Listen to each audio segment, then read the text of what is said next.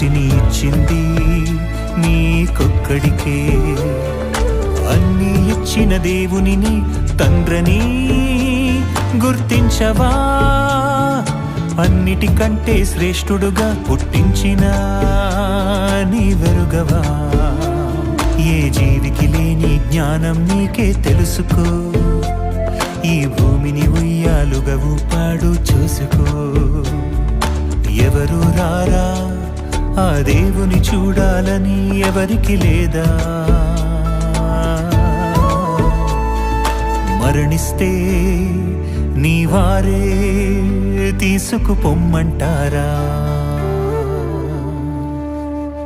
గమనించావా, గ్రహించావా?